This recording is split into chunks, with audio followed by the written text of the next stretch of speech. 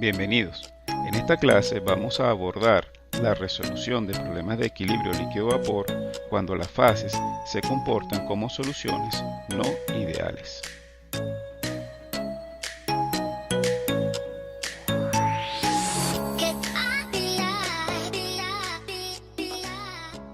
De acuerdo al fundamento termodinámico, el sistema se encuentra en equilibrio de fases cuando ambas fases se encuentran a la misma temperatura, a la misma presión y las fugacidades parciales de cada componente en cada fase sean iguales.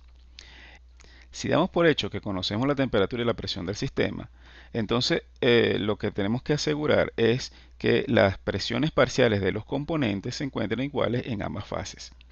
De esta manera, esta fugacidad parcial la podemos calcular a partir de los coeficientes de fugacidad, porque este nos relaciona lo que sería la fugacidad parcial en la fase de vapor del componente I con respecto a su presión parcial. ¿Sí?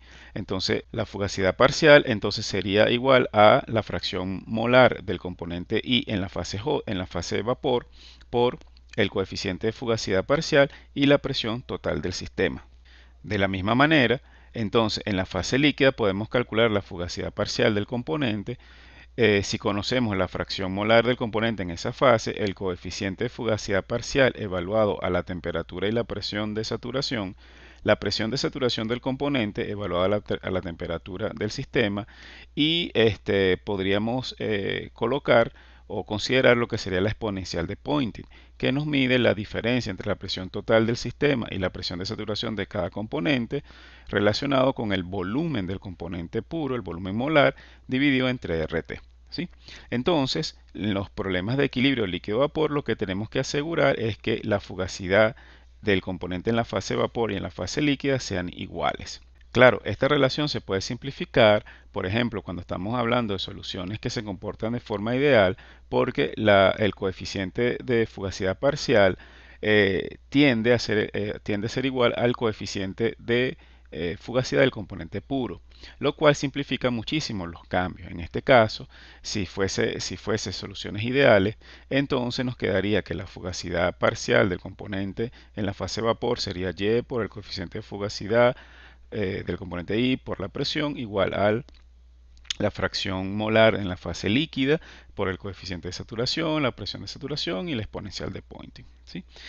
Todavía la podríamos simplificar mucho más si las presiones a las cuales se encuentra el sistema nos pueden asegurar que la fase de vapor se comporta como un gas ideal. En ese caso, el coeficiente de fugacidad del componente I va a ser igual a 1. Por lo tanto, llegaríamos a la expresión más simple de equilibrio líquido-vapor, que es cuando la Y por P es igual a X por la presión de saturación. Esta relación es la que nos lleva a la conocida de Raoult, donde nos indica que la presión parcial del componente es igual a la fracción molar en la fase líquida por la presión de saturación evaluada a la temperatura del sistema. ¿Okay? Al desarrollar esta relación para un sistema binario, nos quedaría esta expresión, que la presión total del sistema va a ser igual a la suma de las presiones parciales y por X, si se encuentra en equilibrio líquido-vapor, entonces tiene que ser igual a la sumatoria de X por la presión de saturación, ¿cierto? Nosotros podríamos sustituir la composición del componente 2 en la fase líquida por 1 menos X1 y nos queda entonces que la presión total del sistema es igual a la presión de saturación del segundo componente más la fracción molar del primer componente por la diferencia entre la presión de saturación del primer componente y el segundo componente. ¿Sí? Por lo tanto, podemos ver claramente que existe una relación lineal entre la presión total del sistema y la concentración del primer componente, ¿sí? De X1. De forma gráfica, sería algo como este. En el eje Y tendríamos la presión de vapor y en el eje de las X la composición en la fase líquida. Y fíjense que, por ejemplo, esta línea punteada sería la presión parcial del primer componente cuando X1 vale 1, esta sería la presión de saturación y la siguiente línea punteada sería la presión parcial del segundo componente. Y la suma de ambas presiones parciales pues está representada por esta línea azul que sería la presión total del sistema. Ahora bien, En esta clase nos enfocaremos en las desviaciones que tienen las soluciones reales con respecto a esa solución donde la presión total del sistema cambia de forma lineal con respecto a la concentración del componente 1. ¿Sí? Hasta ahora estamos hablando de soluciones binarias porque es mucho más fácil para representarlo gráficamente. En esta gráfica se puede observar cómo cambia las presiones parciales. Pues fíjense, presión parcial del agua es esta línea punteada que está aquí, y la presión parcial del etanol es esta curva que está por aquí arriba. ¿Sí? Entonces se puede ver cómo cambian estas presiones y la desviación que hay con el comportamiento ideal, que sería estas líneas rectas que aparecen aquí, ¿no? Esta sería la del etanol y esta línea recta sería la del agua. ¿Ok? Acá se observa que la presión total del sistema es mayor que la predicha por la ley de Raoul.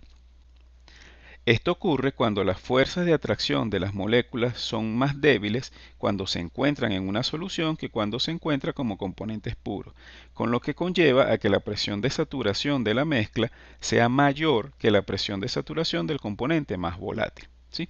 Entonces, lo que estamos viendo en este caso sería una desviación de una desviación positiva de la ley de Raoul. ¿Ok? Pero más allá de que es una desviación positiva, existen ciertos valores que son importantes destacar. Fíjense, cuando estamos a altas concentraciones, por ejemplo, cuando la concentración del etanol tiende a 1, entonces fíjense que la presión parcial del etanol tiende a comportarse como la presión parcial que fuese predicha por la ley de Raoul. De la misma manera pasa con el agua. A medida que vamos acercando cuando X1 tiende a 0, entonces la presión parcial del agua se tiende a ser igual a la predicha por la ley de Raoul. Por otra parte, cuando estamos en soluciones muy diluidas, por ejemplo, cuando X1 tiende a 0, entonces la presión parcial de la solución tiende a la predicha por la ley de Henry. De la misma manera pasaría en el caso del agua. ¿Okay?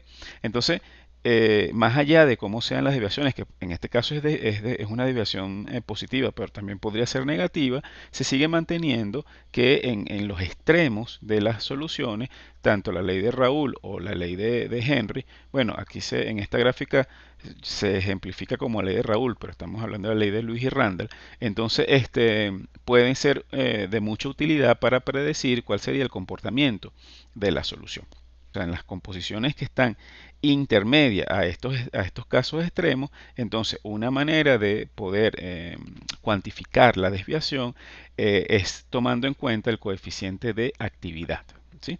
Que si recuerdan, el coeficiente de actividad nos dice es una propiedad que nos permite cuantificar cuál sería la fugacidad del componente en la fase líquida con respecto a la fugacidad que tendría ese componente si la solución se comportara de forma ideal.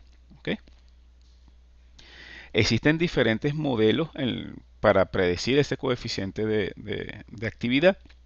Aquí, por ejemplo, en esta lámina le muestro dos modelos que se utilizan para predecirlo basado en un concepto de composición local, ¿okay? Que tendríamos el caso de Wilson y el caso de NRTL. Lo bueno, una de las ventajas de estos modelos es que matemáticamente no son tan complejos, pueden ser empleados para soluciones binarias y para multicomponentes, y toma en cuenta el efecto de la temperatura sobre el comportamiento del coeficiente de actividad. Sin embargo, hay otros más simples, como el de Margulis de dos constantes o el de Van Laar, o algunos un poco más complejos como UNIQUAC o UNIFAC. Estos dos son suficientes para cubrir el alcance de este curso. Como nos interesa desarrollar los cálculos de equilibrio líquido-vapor, entonces debemos primero recordar cuáles son los diferentes problemas que abordaremos en este curso.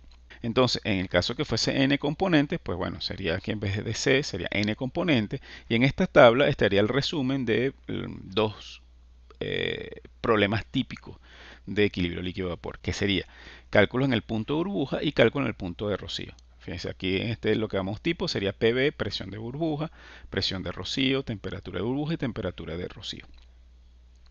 ¿Qué información disponemos? Bueno, tendríamos que tener, como les digo, dos. En este caso, como son n componentes, podríamos tener conocido la temperatura y las composiciones, o temperatura de composición o presión en composición. Dependiendo de cómo sea el caso, si es burbuja o rocío, entonces ahí sí tendríamos una condición adicional, que es que, por ejemplo, si fuese burbuja, estamos en un punto donde tenemos líquido saturado, entonces las composiciones de la fase líquida deben ser iguales a las composiciones de la fase de la composición global, que es lo que conocemos como Z. ¿Okay? Por lo tanto, puedo calcular la presión, en este caso presión de burbuja, y la composición de esa burbuja, que sería Y. ¿Okay? Con el criterio de convergencia que la sumatoria de las Y tiene que ser igual a 1. ¿Okay? De la misma manera se haría con la presión de rocío. En este caso, las composiciones del vapor tienen que ser iguales a las composiciones globales. Y en este caso, calcularía la presión de rocío y la composición de esa gotica con el criterio que la sumatoria de las X deben ser igual a 1. De forma similar se podría hacer con la temperatura de burbuja y la temperatura de rocío. Lo único que cambia es que como dato debo conocer la presión del sistema para poder realizar los cálculos. En esencia, estos cálculos son iguales, sean para una solución ideal o una solución no ideal. ¿Dónde es que está la diferencia? Pues la diferencia está en cómo definimos esa función entre las y y las x, que está representado por este valor de k, que es la constante de reparto. ¿Okay? Entonces, como le había mencionado, en esta clase nosotros vamos a focalizarnos en soluciones no ideales, pero vamos a hacerlo por partes. ¿Cuál sería el caso en donde las presiones son bajas? Si las presiones son bajas, entonces los cálculos se nos reducen a la siguiente manera. Por ejemplo, presión de burbuja. ¿Sí? La presión de burbuja ya sabemos, fíjense, del lado izquierdo tenemos la sumatoria de la fugacidad parcial del componente en la fase vapor. Como estamos a bajas presiones, el coeficiente de fugacidad es igual a 1, entonces nos queda Y por P. Del lado derecho tendríamos lo que sería la fugacidad de la fase líquida, y en este caso tendríamos el coeficiente de actividad, que es función de temperatura y composición en líquido, por la composición en la fase líquida y por la presión de saturación evaluada a la temperatura del sistema. Como estamos a la presión de burbuja, entonces nuestro criterio de convergencia es que la sumatoria de las Y tiene que ser igual a 1. Entonces, del lado izquierdo nos parece que simplemente la presión calculada, que sería la presión de burbuja, tiene que ser igual a la sumatoria del coeficiente de actividad por la composición en líquido, que la tenemos conocido, recuérdense que es igual a la composición global, y la presión total del sistema. Si fuese el caso de presión de rocío, pues fíjense que la ecuación en general es igual. Lo único que pasa con la presión de rocío es que sabemos que no conocemos la composición en el líquido, pero sabemos que la sumatoria debe ser igual a 1. Conocemos la fracción Y porque estamos a vapor saturado, es igual a la composición global. La presión del sistema es la que vamos a calcular. Por ejemplo, aquí en la parte de abajo, pues tendríamos el coeficiente de actividad, que lo conocemos porque tenemos el coeficiente de actividad, que de aquí lo único que conocemos es la temperatura, no conocemos la composición, la presión de saturación, que la conocemos porque conocemos la temperatura del sistema. Entonces, lo que podemos hacer es reordenar esta ecuación, y cuando despejamos, que queremos calcular la presión de rocío, pues nos queda que es el inverso de la sumatoria de la composición en la fase vapor dividido entre el coeficiente de actividad y la presión de saturación. Otro cálculo típico de equilibrio líquido-vapor es el del flash o evaporación instantánea. Y esto de verdad que es bastante importante, porque aquí estaríamos en capacidad de calcular cuál sería la separación en una etapa ideal desde el punto de vista termodinámico. ¿Sí? Entonces, en este caso, pues es un método muy utilizado, el método de Rutherford-Rice, y la única diferencia, como les había mencionado, es la constante de reparto. Aquí estamos tomando en cuenta, fíjense que la solución líquida es no ideal y por eso es que aparece el coeficiente de actividad. Y en la fase vapor se considera como que la solución es ideal y entonces simplemente aparece P. Se define lo que sería el factor de vaporización, que es la relación entre la cantidad de vapor que sale luego de la etapa de separación y la cantidad o el flujo molar de alimentación. Se realiza un balance global, entonces nos queda que en este caso lo que nos queda es que F va a ser igual a L más B, pero sería igual a 1 entre L entre F más el factor de vaporización porque es B entre F. ¿Ok? Por otra parte, se haría un balance molar en donde se considera cuáles están en la fase en equilibrio a la salida del recipiente y cuáles no. En este caso vamos a suponer que todo lo que entra se encuentra repartido en la fase vapor y en la fase líquida. Entonces esto sería el balance molar por componente, lo cual lo podemos reescribir considerando el factor de vaporización y entonces nos queda que toda la composición del componente I de alimentación debe ser igual a Y por el factor de vaporización más X por 1 menos el factor de vaporización. ¿Sí? La restricción de equilibrio, que sería SY igual a K por X, la introducimos en nuestro balance por componente y cuando reescribimos podemos despejar lo que sería la composición en la fase vapor como función de la composición de alimentación, la constante de reparto y el factor de vaporización. Y nuevamente, como Y es igual a X, pues si queremos conocer Y, pues simplemente tomamos esta definición de X o esta ecuación de X y la multiplicamos por ese valor de K. ¿Okay? Luego, para asegurar la convergencia, pues se tiene que cumplir que la sumatoria de las X debe ser igual a 1 y la sumatoria de las Y igual a 1. Esto se compila o se combina en que la sumatoria de las Y menos X debe ser igual a 0 y eso es lo que da a la función bastante conocida de Rutherford-Rice. Entonces, los cálculos de equilibrio líquido-vapor para soluciones no ideales en cuanto a función de Rutherford-Rice es la misma, pero la no idealidad simplemente es en la forma en cómo expresamos esta constante de reparto. Y aquí es donde va a estar el coeficiente de actividad que, por ejemplo, podríamos resolverlo igual con Wilson o NRTL. ¿Okay? En cualquiera de los casos estaríamos resolviendo un flash isotérmico. ¿Okay? Ahora bien, las diferentes variaciones de ese cálculo flash viene expresado nuevamente por el análisis de grado de libertad.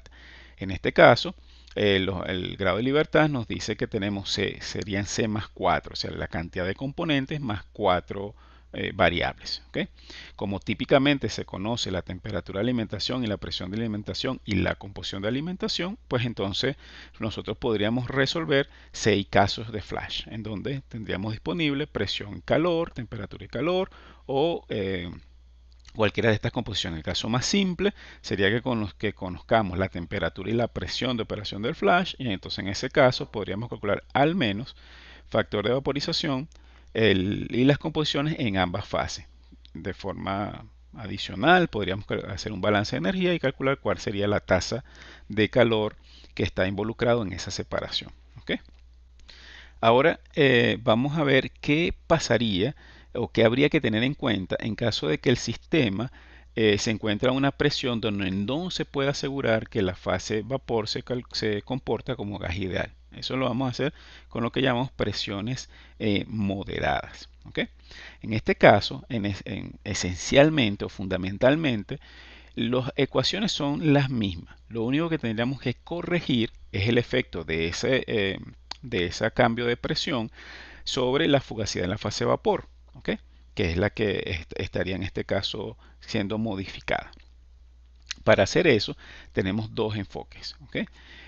O eso nos lleva a dos enfoques. Un estudio que sería un modelo gamma phi, en donde simplemente mantenemos la fase líquida descrita por lo que sería el coeficiente de actividad y la presión de saturación del componente. ¿Okay? Y en la fase vapor tendríamos el coeficiente de fugacidad parcial que corregiría el efecto de la presión total del sistema. ¿Okay? Entonces el cambio vendría en la inclusión del coeficiente de fugacidad parcial, que sería una función que depende de la composición en el vapor, la temperatura y la presión del sistema. Eso sería este modelo, así como está escrito, sería el modelo gamma phi. Otro enfoque sería lo que se conoce como modelo phi-phi, en donde se utilizan ecuaciones cúbicas para hacer el cálculo. En este caso, la fugacidad del vapor, la fugacidad parcial del vapor, que sería Y por el coeficiente de fugacidad por la presión del sistema va a ser igual a la fugacidad de la fase líquida. Y aquí es donde viene el cambio, porque entonces la fugacidad en la fase líquida yo lo puedo describir como fracción en la fase líquida por el coeficiente de fugacidad parcial evaluado en la fase líquida multiplicado por la presión total del sistema. Como las presiones son iguales, aquí no la tenemos, las presiones son iguales, entonces nos queda que el K es una relación de las coeficientes de fugacidad parcial. La diferencia entre uno y otro, bueno, primero, que aquí tenemos evaluado en la fase líquida, así que depende de la composición en el líquido. En el denominador tenemos el coeficiente parcial en la fase vapor, por lo tanto depende de la fracción molar en la fase vapor. ¿Okay?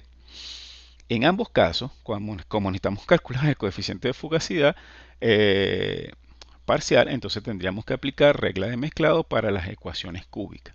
En esta lámina les muestro cuáles serían las ecuaciones relacionadas si tomamos en cuenta o consideramos que la ecuación cúbica de Penrose-Robinson es válida. ¿Okay? Como le menciono, estas ecuaciones son solamente para Penrose-Robinson. ¿Podríamos utilizar alguna otra ecuación de estado cúbica? Sí, sí, claro. Suave Rayleigh-Wong o Rayleigh-Wong o cualquiera otra. Sin embargo, el razonamiento es exactamente lo mismo. Hay que aplicar regla de mezclado para cada una de las fases.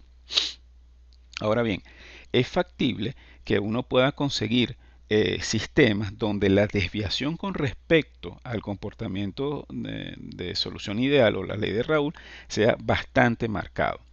En donde, por ejemplo, los diagramas TXY, como este que le presento, tenga una distorsión bastante marcada con respecto a esa tipo cigarro que tienen las soluciones ideales, las predichas por la ley de Raoult. ¿Okay? Entonces es posible tener casos en donde las presiones de saturación de la solución sean inferiores o superiores con respecto a la presión de saturación del componente más volátil. Fíjense, por ejemplo, aquí tendríamos el sistema etanol-agua. Entonces, vemos que en este caso la línea roja nos está representando la curva de vapor saturado, la que sería la curva de rocío, y la curva azul, la curva de burbuja o la de líquido saturado. Entonces, fíjense, en el caso extremo, tendríamos un punto en donde ambas curvas de saturación coinciden. Y ese punto es menor, o ese punto de evaporación es menor que el componente más volátil, que debería ser alrededor de 78,5. Entonces, siempre que tengamos un sistema donde en algún punto exista una presión inferior o superior a la del componente, a alguno de los componentes, entonces entramos en lo que se llama azeotropía o puntos azeotrópicos. Que la azeotropía significa que se hierve sin que haya ningún cambio. ¿Okay? Entonces podríamos tener, como en este caso, un punto de azeotropía mínima, que es cuando tenemos un punto en donde la solución ebulle a una temperatura menor que la del componente más volátil. ¿Okay? Y este punto donde ocurre esa coincidencia de la curva de vapor saturado y líquido saturado es lo que se llama la composición del punto azeotrópico. También podríamos tener un punto en donde la solución ebulle a una temperatura mayor que la del componente más volátil, entonces tendríamos un punto de temperatura máxima, un punto de ebullición máximo. ¿Okay? Entonces fíjense que estos puntos de ebullición mínima y ebullición máxima tienen su correspondiente punto en la gráfica de PXY. Si el punto es máximo, de temperatura máxima, de ebullición máxima, tendríamos entonces un mínimo en la curva de presión. Y si tenemos un punto de ebullición mínima, pues entonces tenemos un punto máximo en la curva PXY. Y esta condición, que sea un máximo y mínimo, es la que nos permite ubicar matemáticamente dónde se encuentra el punto azeotrópico. Entonces, ¿qué estamos diciendo? Matemáticamente, pues que el cambio de la presión total del sistema con respecto a la composición del más volátil a temperatura constante debe ser igual a cero. Si escribimos esa función para una solución binaria, pues tendríamos que P es igual a esta sumatoria. Entonces, ¿qué tendríamos que hacer para buscar el punto máximo o mínimo? Bueno, entonces sería derivar esta ecuación con respecto a x1 e igualar el resultado a cero, que sería esto que está aquí. Esto debe ser igual a cero. ¿Okay? Entonces, cuando hacemos eso igual a cero y consideramos que la relación de Gibbs-Duhem, que es esta que está aquí, pues entonces cuando combinamos con nuestra ecuación, pues se reduce a que el coeficiente de actividad del componente 1 por su presión de saturación debe ser igual a el coeficiente de actividad del segundo componente por la presión de saturación del segundo componente. Esto va a ocurrir cuando el sistema tenga un punto de presión máxima o presión mínima, es decir, un punto azeotrópico. Si esta expresión o esta restricción lo combinamos con lo que sería el equilibrio o el criterio de equilibrio, que es lo que tenemos aquí a la derecha, pues entonces nos queda que en el punto azeotrópico se cumple que la composición del componente 1 en la fase de vapor es igual que la componente 1 en la fase líquida y la del componente 2 en el vapor debe ser igual al componente 2 en la fase líquida.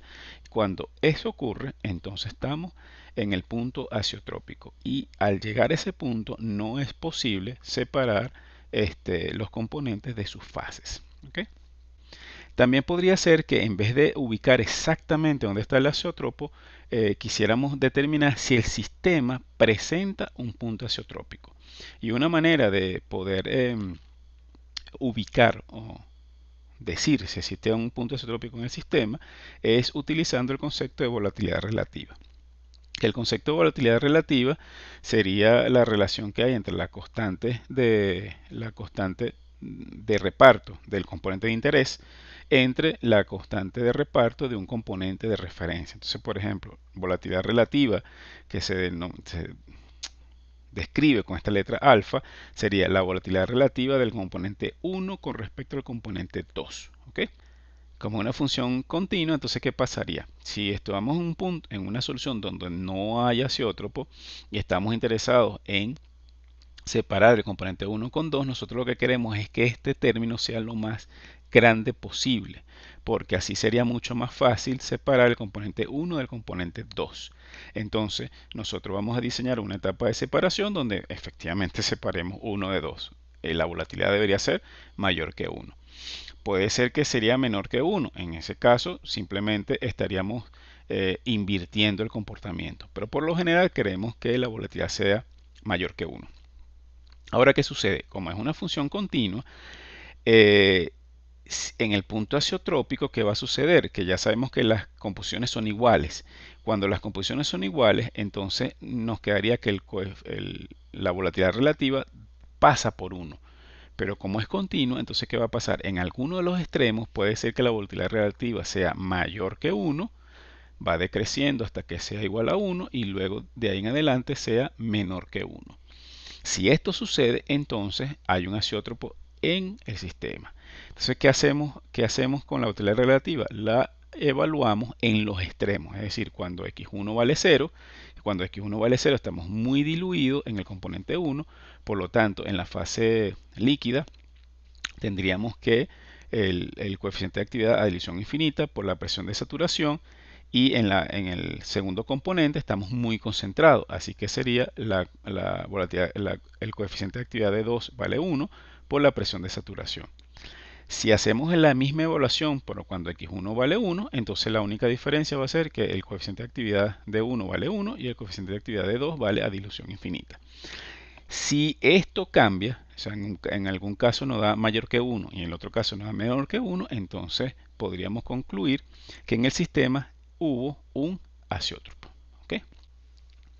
Finalmente, para determinar o para terminar lo que serían los problemas de equilibrio líquido-vapor, si recuerdan, cuando estábamos hablando del flash, nosotros podíamos tener como una de las variables como una de las variables del sistema sería la tasa de calor. ¿Okay? Para determinar la tasa de calor, entonces lo que tendríamos que realizar es un balance de energía en el sistema de equilibrio líquido-vapor. El balance de energía es bastante simple. Toda la cantidad de energía que entra al sistema, representado por este flujo de entrada y la entalpía de alimentación, más el calor involucrado al sistema, debe ser igual a la entalpía de cada una de las fases de salida, que sería líquido por la entalpía de líquido, más la cantidad de vapor por la entalpía de vapor. ¿Okay? Aquí lo único que hay que destacar es que estas entalpías son puntuales y son entalpías de las soluciones. En el caso de que las soluciones sean ideales, pues es mucho más fácil el cálculo porque la entalpía de mezclado o de cambio mezclado es nulo. Entonces nos quedaría como regla de mezclado que la entalpía de la fase va a ser igual la suma ponderada de la composición de la fase por la entalpía de cada uno de los componentes como componentes puros, evaluado a la temperatura y a la presión de la fase. Así que en este caso sería la entalpía de los componentes I a la temperatura F y la presión F. Así nuevamente sería la del líquido, sería la composición en líquido por la entalpía del líquido del componente puro a temperatura y presión. Sería temperatura y presión de operación o la temperatura y la presión a la cual se encuentra el sistema en equilibrio de fases. Y en la fase vapor, pues sería Y por la entalpía del componente puro, evaluado como vapor a la temperatura y la presión de equilibrio. ¿Okay? Para determinar estas entalpías del componente puro, pues lo que tendríamos que hacer es considerar la entalpía de referencia y luego hacer la corrección que corresponda. Por lo general tenemos esta entalpía de referencia igualada a 0 y como punto de referencia gas ideal. Así que aquí entraría el CP de gas ideal y la corrección de temperatura y presión. ¿Okay? En el caso que fuese una solución no ideal, pues lo que habría que tomar en cuenta principalmente sería si el calor de mezclado es significativo, bueno, sería en la fase líquida, que aquí tendríamos que tomar esa entalpía que relacionada con el cambio de mezclado, que si recuerdan es igual a la entalpía de exceso. Y con la fase de vapor, pues generalmente no se hace ninguna corrección, al menos que sea que las presiones sean altas. Entonces esta entalpía debe ser corregido con una entalpía residual. ¿Okay? Serían las dos cosas que habría que considerar en ambas fases, dependiendo de la no idealidad y de los niveles de presión. ¿Okay? Con esto hemos tratado todos los aspectos necesarios para equilibrio líquido-vapor cuando las soluciones no son ideales. Muchas gracias por su atención y seguimos en contacto.